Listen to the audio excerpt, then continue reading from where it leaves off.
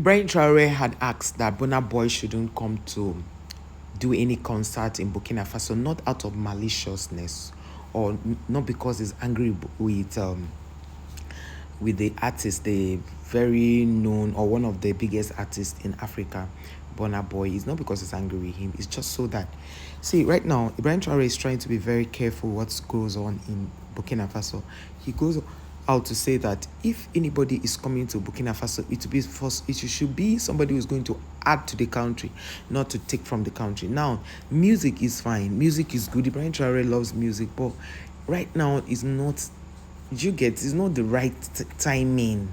Let me put it that way. It's not the right timing. So, he's thinking that anybody who's coming to that place should come for investment, because like the new law I had posted earlier in a month or two ago, where I talked about Burkina Faso's new law, where the foreigners are not allowed to own plots of land. You can lease, you can maybe lease for 30 years, 50 years, but you will not own it. And that thing is, one of their rules is that when you come to open any business in their country, you will not bring foreigners to come and work for you. You have to employ, like, let's say 70 or 60% Burkinabe people, so that, and you also, the criteria is you must train them to know the job, and also train them on maintenance of the equipment, whatever it is they are doing. And another thing is, those people who mine gold in their area, they've driven them away. They say if you must mine gold, even for the Chinese people who live there, if you must mine gold, you must pay the real rate, the agri rate for mining. They will not shortchange anybody. And you remember when he went to see Putin, he mentioned that he wants them to help them for IT, that's for the technology, and they want good universities, where that he saw that Russia has a lot of they have very good IT system, good universities and all, and one of the universities he visited was really good, and they want them to bring all those things to come and replicate them in Burkina Faso. So right now, Burkina Faso, they don't want anything that takes away from their people. So you can imagine that. It's so funny how, like, somebody was trying to analyze this thing, was saying, it's funny how this is the first time people in Africa will be begging the military to take over. Like, because before now, they were like, no, military should not take over, because they don't want that. They want civilian rule. Everybody actually, let's say 89% people wanted civilian rule, because civilian rule was better. They'll tell you it's the government of the people, by the people, and for the people, which is supposed to be like that. But in actual sense, it's not like that. So Ibrahim Traore now said, no, it's not like it's only him. Remember the Saudi Arabia people that came, that they wanted to start about 200 mosques. He turned them down. He said no, that's not what they want them to do at the moment. So it was very important that he told them his vision for the country. Now, the people who may have invited him, or maybe he told them he was coming and it's maybe a collaboration, they'll have to find a way to give back the ticket to those who may have purchased these things, because it's not his fault. Neither is it the president's fault. Neither is it the organizer's fault. But the president just knows what he wants. See, Ibrahim Traore also is being security conscious. He wants to know who is coming to his country, what they are coming to do. So he stopped BURNABOY from coming, not, like I mentioned earlier, not out of maliciousness. So now, malicious act. So if you look at the case of the Ivory Coast, when they talked about the coup, you discover that the people, the Ivorians, I don't know how they call them, the people from, like, the masses in Ivory Coast, were so happy. They were jubilating that, they finally succeeded in the coup. But this is, like, people were wondering, why would people be jubilating that the military should take over? So they now said that the person who is fueling this whole military coup and all is Ibrahim Traore. And the funny thing in all of this is that it's not like Ibrahim Traore gathered them and told them, why go and plan coup. No, It's the fact that they are seeing that Ibrahim Traore is working. He's doing a lot for his people, and that has really enticed other people to say they want military regime, they want the military to come and take charge over their own country and all that.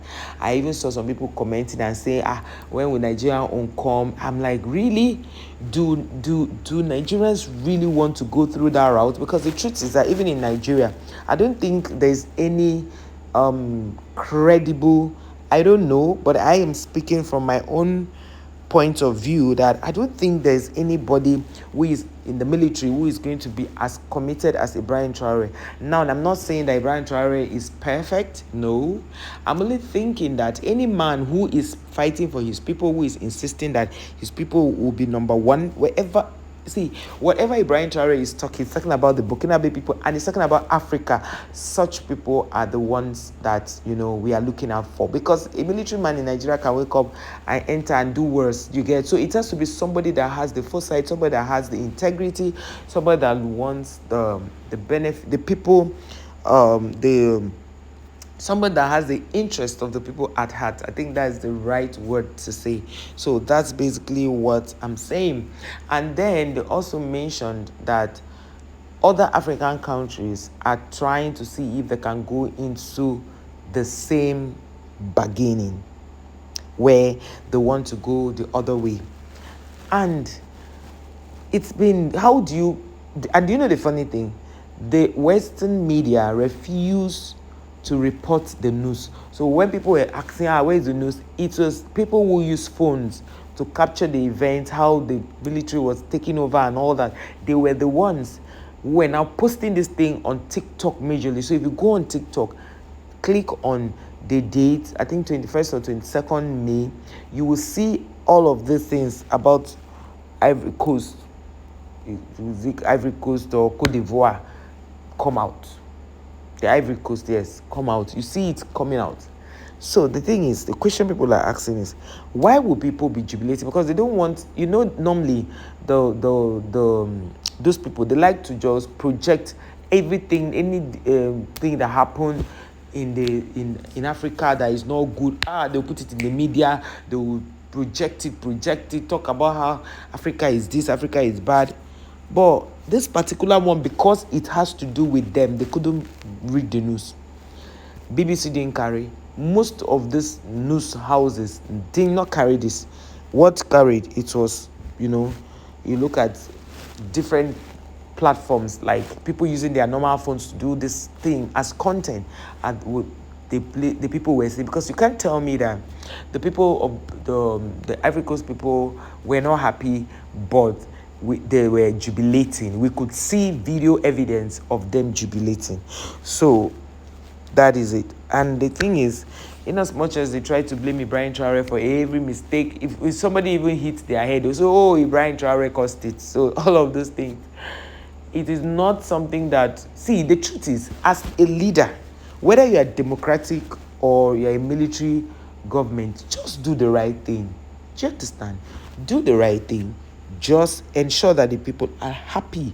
The people want to be with you. The people want to just, we voted you into power, you promised these things. If you promise 5 things, you did 5 or even 6. You can even embezzle as you want to embezzle. Nobody is going to answer you. Like now, for example, if Tinubu had come into power and said, we are going to continue the subsidy, but we are going to bring out other programs that could cushion the effect, so that you don't become, poverty does not plague you guys. And then he started doing it gradually, removing it gradually. Not the one that just came. He does not even know how everything is run. He just says subsidy is gone. And that was when a lot of companies pulled out of Nigeria.